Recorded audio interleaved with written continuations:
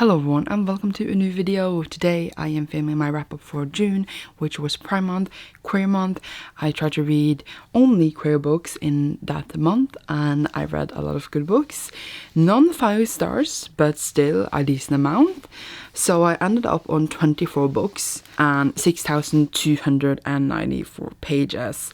As I did say in my June TBR, I wanted to take it a bit more chill in June, and I did, because in May I read like 30 books at like 10,000 pages, and I still do think that 6,000 pages is a lot, but it is not 10,000 pages. I did chill a bit. Kinda, yay! So without further ado, let's talk about the books I read. So first, of course, we have the 4 books I read for Gotathingforseason, and I'm going to talk about those in my Gotathingforseason reading challenge wrap up. I would just mention here, we have Loveless by Alice Oseman, which was very sweet. Date Me Bryson Keller by Kevin Van Wy. This one was also very sweet. The Vanished Birds by Simon Jimenez. I did talk about this some in my favorites, but yeah, ended up being very good. And then we have Running with Lions by Julian Winters, which was also very sweet. And that wrap up will probably be up in the end of August. It is, yay. And now to actually talk about some books. First we have Blue Flag Volume 1 by Kaito. This one is the first volume in a manga series I started this month. It basically follows these 3 characters here. We have this dude and this girl, and she really likes this dude, and these 2 used to be buddies when they were kids, so he is helping her, so he will fall for her, but he's starting to like her, and well, let's say it like it is, I think he has a thing for him. So everyone likes each other. I have no idea how it's gonna wrap up, but it's very funny. It's very actually kind of heartbreaking. I am excited to continue. I actually have the second volume that I bought to read in Paramount, but I didn't get time to do that, so hopefully I will read it. Probably not this month, but next month. I got this recommended from Cecilia Reads because they recommend all the mangas to me, and I'm living for it. Then we have Disarmed, written by Sarah Rees Brannan, and from the original Fans comic C.S. Pacat. And this one is the Fans books to the Fans comics.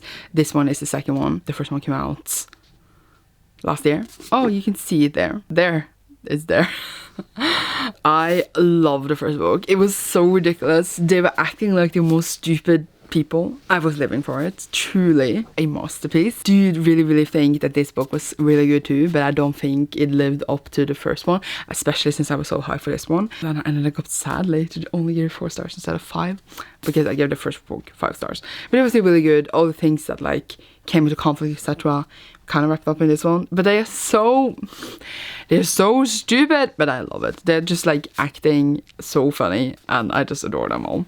But yay, as I said, 4 stars, really fun book. And if you've been apprehensive about the whole thing is super fun. It's just fun, but also an underlying ground for sadness. I wonder if there will be more comics or more books, because I'm gonna take it all, whatever comes. I then read The Tangleroot Palace by Midori Liu, and this one was an arc, so I read it on my Kindle, and I have a full review up on my channel, so I won't talk that long about it. But this one is basically 6 short stories that Midori Liu wrote in between a certain amount of years, and they're all collected in this collection.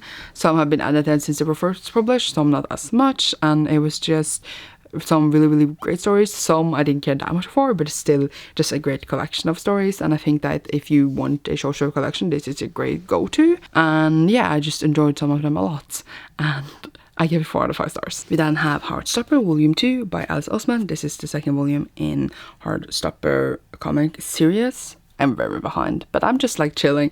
Lots of time I read the first one was actually in Prime Month 2. So clearly it's just like my Pride pickup, which is like maybe a bit stupid because of course I can read them outside Pride. Plus Nick and Charlie, who basically are really good friends, and I get a thing, and it's, I was gonna say as simple as that, but it's not really, because there's many complicated things with them, like being queer and so many other things. But yeah, it's cute, and I am ready for more, and I'm ready for the Netflix TV show. Very excited for that too. So yeah, just an adorable story. Woohoo! All the mangas just came after one another. It wasn't even intentional. Then we have Our Dreams as Dusk by Yuki Kamatani, and this one is the first volume in the series because the rest was all out, so I could only get the fourth volume. It follows Tatsuku Kaname, who wants to kill himself because, well, he's gay and he doesn't want to live anymore because he's afraid people will out him. And then he kind of finds this, what's it called? Well, basically it's this kind of open house, and then in that house he meets several other LGBTQ people, and they all like connect and talk about it, and it's just, it was very beautiful, and I feel so sad for him, but I hope it will be okay. I am excited to continue. As I said, this has been sold out for a while. The other volumes as well is still sold out wherever my manga, so what is even life? But it was really beautiful. I hope it will be fine. It was just really beautiful, I think, for him to meet other queer people and then like just see that it's not as bad as you think it is.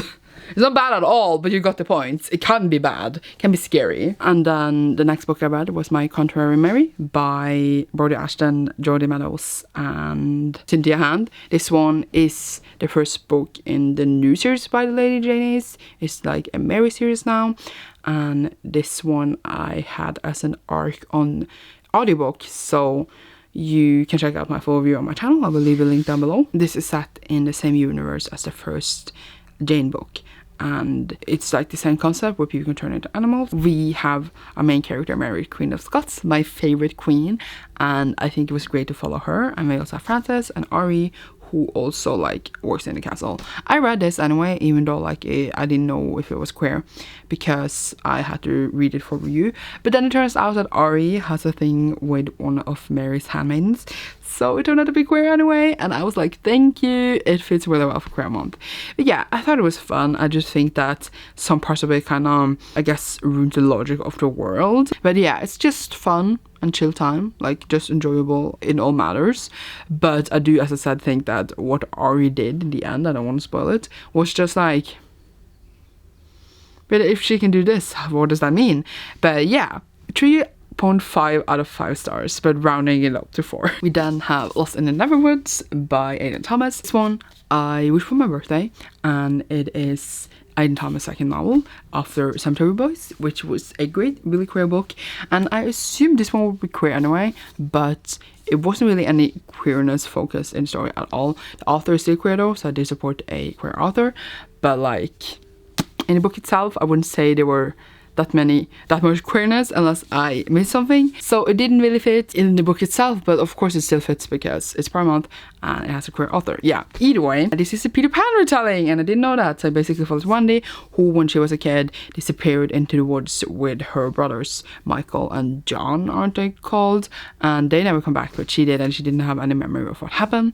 Now years later she meets this boy that suddenly appears in front of her saying he's Peter Pan, and Peter Pan are the stories that she grew up on from her mother. So she's like, what the heck is going on? There's a mystery, children are missing, trying to figure it out, etc, etc. It is exciting times, and I really do, for example, love this cover.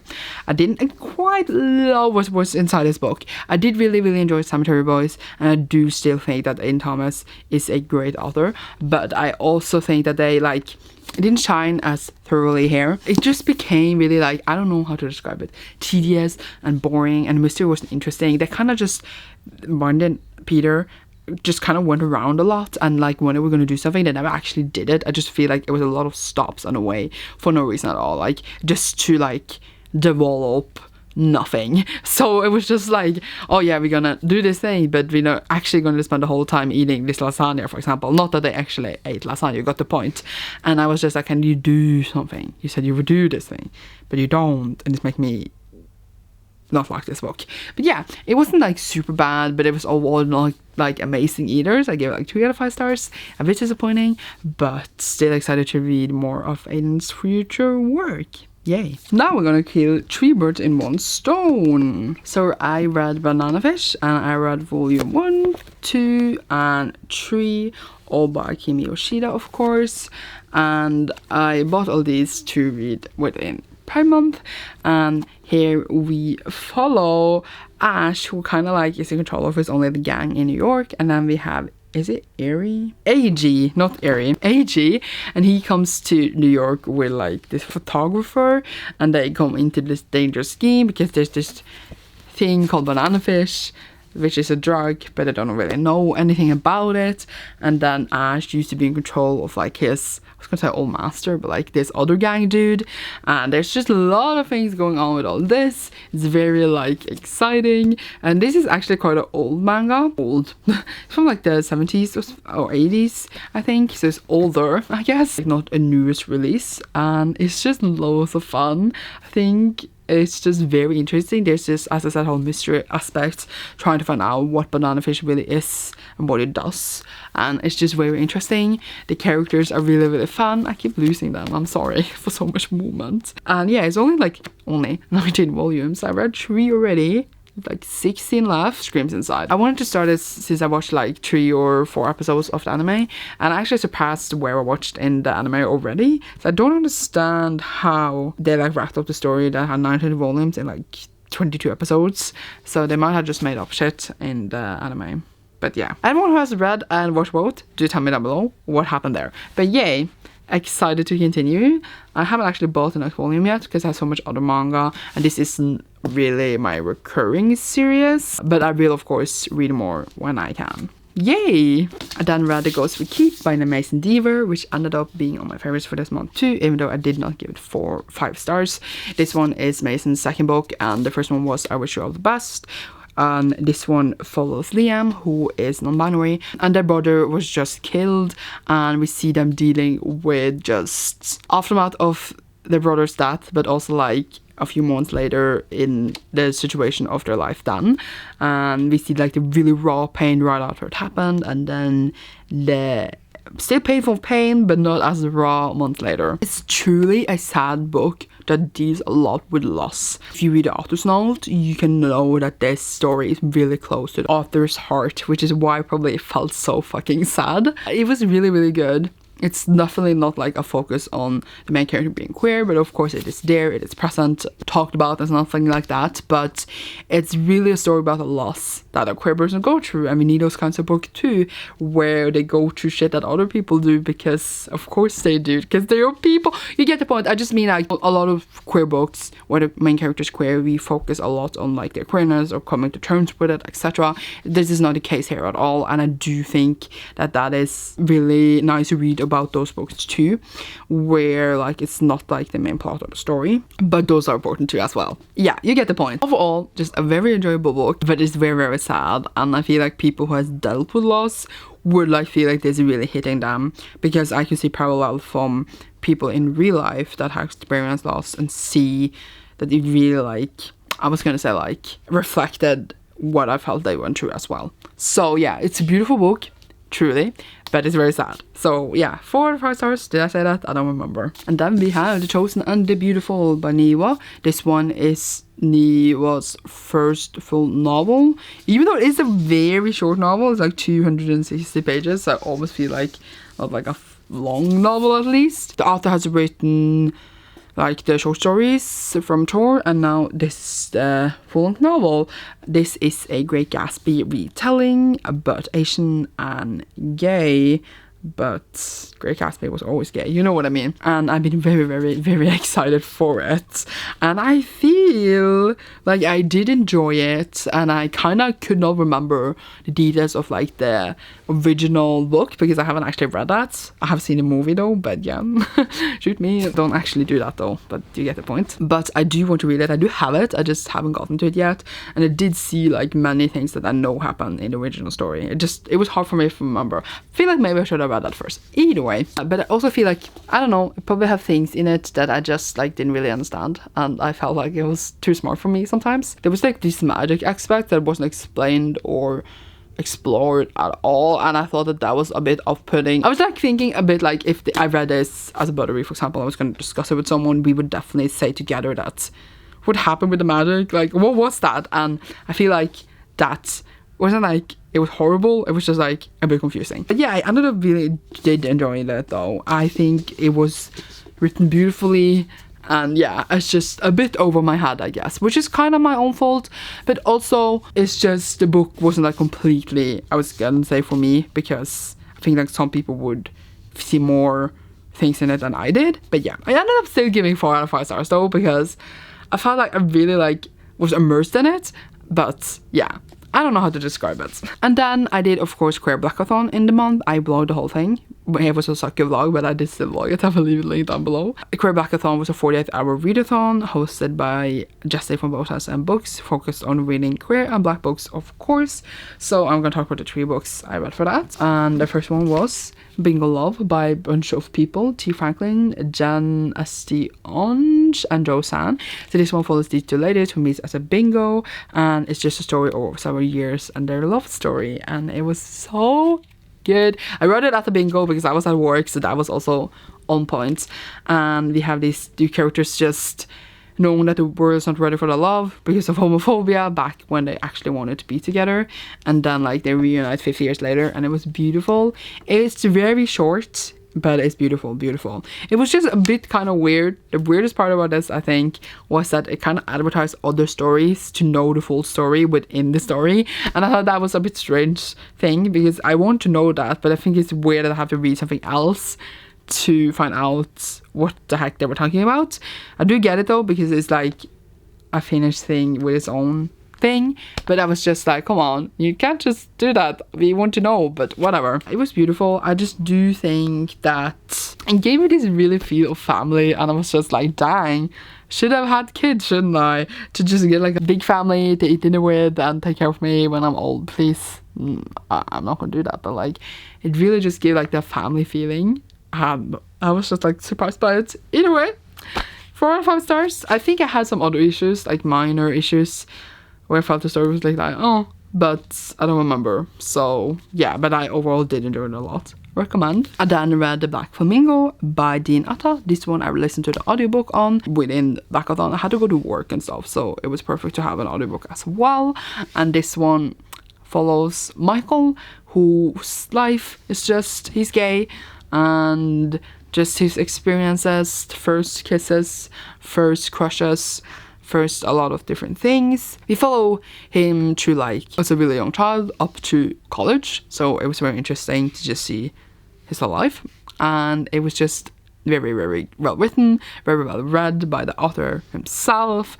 It was just so good. Actually, I just enjoyed it a lot. I feel like the themes, the way it was written, all the things they brought up, and just Michael as a person was great to follow.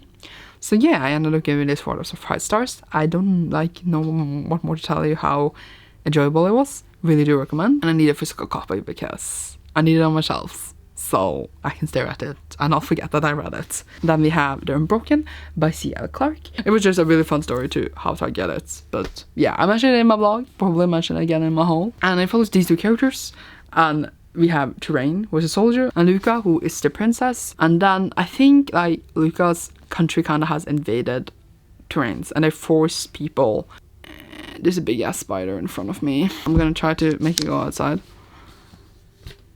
Oh god, I threw it kind of out the window, but that works. What was I saying? Yes, like Luca's country, I don't know if you say Lusa or Luca, by the way, but her country kind of just takes people from other countries that they have invaded to fight for them, which is of course bad. And then this is up to Terrain when she was a kid. I also kind of get a thing, but the whole role was a bit confusing. And then like they're rebels and stuff, trying to go up against the princess because they want to be free. And overall, like, I did enjoy parts. I just felt like there was some lacking, I guess, in world building to understand the world completely. It was kind of confusing, and then the romance was also very back and forth, so I was like confused about that. And like, I guess the plot overall, there wasn't the consistency that I like in the plot. It was just like a lot all over the place. So yeah, I ended up not enjoying this as much. So like 2.5 out of 5 stars, just because of like, as I said, the confusion. And like, I feel like the author didn't know where the plot would take them. It was a ride, but overall my enjoyment was not high. I was just like sitting there like, is this over soon? It just wasn't enjoyable. It was just a jumble of things, and you could see elements that were good, but it wasn't enough. And now Queer Blackathon was over, so this is just other books I read. I read Rise Gods Falling by Alice London, which is a sequel to Blackwing's Beating, which I read for Faes and Gaze, but I actually had read it once before, so I read it twice. It's time to read the sequels at once so that I won't forget again, and then like I actually finish the series. So yeah, this one takes place after the events of Black One's Beating. Can't talk much about the plot here, but the first book follows basically these twins, and one of them wants to go after and kill this ghost eagle. It's basically a whole focus on like taming and taking birds, and then there's like kind of a war gonna happen for people who don't like that people tame birds. And then we have Bryson is the one who's going after the ghost eagle, and then we have Kylie who's taking care of him all with his life, or trying to, I guess, but not really doing that well, I would say. I don't know, like of course she's doing well, but like their father did beat Bryson a lot, and she can do anything about it. That's what I meant. But obviously she couldn't do anything about it. She was a kid. I don't know. I'm sorry. They're gonna go together and stuff. And it's just a beautiful story with these twins. It's just really great writing, really cool world, and it was still so enjoyable in the second book. I think like it was very, very truly solid. It's like if you enjoyed the first book, you will enjoy this one, no doubt. And I'm very excited to read the third book and see what happened there, because it was intense. I wanted to read that one in June as well, but there was no time. But yeah, just a fast-paced, super easy read. Like, so you just fly through it because there's so much fun and so many things going on. But yeah, really solid, 4 out of 5 stars. So recommend the series a lot. And then had another audiobook, which was The Prophets by Robert Jones Jr. And this one was recommended to me by Cecilia Reeds again. This one was a hard book to listen to, and it's basically set on this plantation when it was slavery, and then there's these two boys, Samuel and Isaiah, who are in love and like fuck. They have sex on the plantation, and people kind of discover this and all react in different ways. Some are like, oh my god, it's beautiful love. Some are disgusted by it.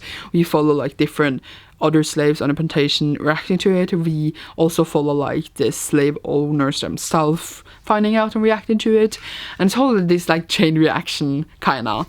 I guess that's what it happens. Of course, it's a very, very hard book to follow and read, and yeah, because you know, slavery is very painful. There's a lot of pain, but there's like slivers of hopes as well. I think the problem with this was that I didn't read it physically. Actually, not that the audiobook wasn't good, but it was just I used a bit of time on it, and there was just a lot of names, and I kind of like, I was a bit confused who was who, so like I feel like that's my own fault. I did like get a hold of like who was who after a while, of course. Ending was just kind of what is going on right now. I liked the build up in the beginning, I guess, but the ending, like, of course I wouldn't want to happened, I guess, but it was just, I guess, confusing. But I do also see the beauty in the story, but it was also, as I said, hard and sad. I clearly cannot talk about this, but I ended up getting like 3 out of 5 stars just because I guess it wasn't like, for me at least, like amazing, but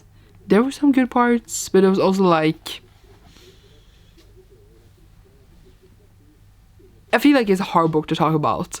But I didn't love it, didn't hate it. It was really hard for me to place my thoughts exactly of how I felt about it. I'm gonna try not to and talk about the next book, I'm sorry. I then read the Phoenix Empress, which is the sequel to The Tiger's Daughter, and it follows these two women who know each other as kids, and they are, I was gonna say meant to be, but people don't want them to, and they also fight demons in this land. This has gotten criticisms for its rep and kind of inspirations from Japan, so do look up almost its reviews if you want to pick this up to be aware of it. I think it's important. But overall, I did really enjoy the first book.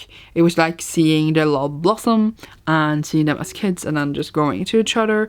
And the end, devastating but beautiful. Here we continue the story.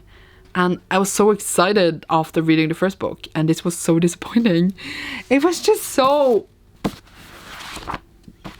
Nothing happened, by the way, and I did enjoy seeing what happened since the first book, kinda. I don't know how to describe it without spoiling. But I also was just like, this is it. I guess it came some revelations in the end, but yeah. I just felt like the first book was just so... I was so invested. I remember reading it in one day and I was just like, oh my god, these two characters care so much about each other. And I'm not saying that they don't. I'm just saying that like now everything stood still. And I guess like, of course you can't say that just because like they weren't falling for each other anymore, their love wasn't interesting. I think their love is beautiful for each other. I just meant like, what happens now? And it was like kind of at a standstill. Like, what do you do after the first book, kind of? And I will read the third book. I actually have a TBR for this month to finish it. But I was very disappointed because I did enjoy the first book so much. But yeah, I ended up giving this 3 out of 5 stars. So, yeah.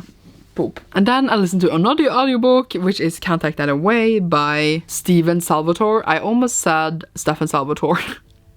It's very, really close. This follows Carrie, who is a genderqueer teen, and they were named after Mariah Carey, lol, and look really up to them. Is very interested in music, and then they want to be in this musical, but bigotry and homophobia is trying to stop them. There's like several people at their school trying to fight against this because they think it's a gay agenda. Fuck that shit. And we just see Carrie fighting for what they believe in, fighting for their own existence, and so many people supporting them. It was very emotional. It was so many good speeches, so many good like talking back and on like for other queer people and also not queer people read, and like these are really good points, and I love that. I also really enjoyed the romance between Carrie and Chris. It was adorable, and just like their grandma, learning more about her was beautiful, and their mom, and just it had so many good elements and so many good people in it and so many horrible people, but it was just a really uplifting book, and it was really, really good. And I want a physical copy of this one too. I don't forget I read it. But yeah, I recommend a lot. I don't think it has that many ratings on Goodreads the last time I checked. I'm gonna check. Actually read this because Jesse from Both Us and Books read it for their non-binary book club. That's how I found out about it. And overall, just I recommend it, so you should pick it up. Yeah, it only has 768 ratings on the Goodreads. So what are people doing? Pick this up if you want just a really good LGBT story. So yeah, 4 out of 5 stars. And then the last book for the whole month, which I read while moving. I was so busy. It was In the Ravenous Dark by A.M. Strickland. I wanted to read more, but was stuck in this one because I didn't have time. So this one follows, what's her name? Rowan, who is a blood mage. She had it all her life, and then now she is out and forced to go into the palace and like deal with the political shit there with the royal family, which is like all the blood mages and stuff. The magic was interesting, definitely. I just felt like the world could have dealt with more. I also kind of didn't like Rowan, so that was a problem. And this is actually the book pick for Facing Gays for the month of June. The live show hasn't aired yet, but I will try to leave a link down below when it does. If you want to join the book club, check it out down below. It is a book club focused on reading queer, sci-fi, or fantasy every single month, so it is perfect, especially if you're sad after Pride Month being over. You can have so much queerness from joining our book club. Yay! Either way, what was I saying? Yeah, I didn't really like Rowan as a character. Her processing and like thoughts, I was just like, eh.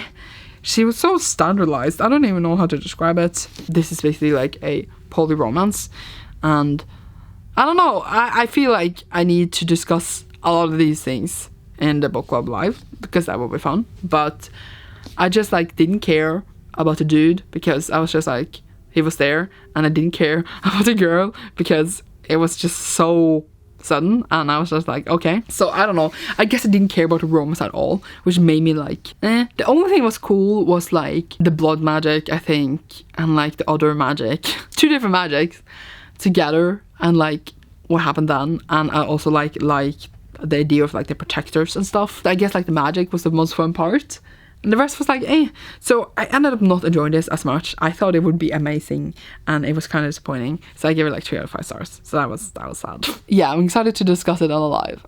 And that is it. I don't think I have more to say. And that was all the books I read. I went so slowly by to talk about them, even though it wasn't that much. But yeah, that was it for this video. I hope you enjoyed me being a scramble mess in my wrap-up once again. Leave a red rose emoji down below if you enjoyed it, and thank you so much for watching. You will see me soon in a new video. If you read any of these, leave thoughts down below. Or what did you read in... which month was it? June? Of course I knew it was June. Yeah. Goodbye!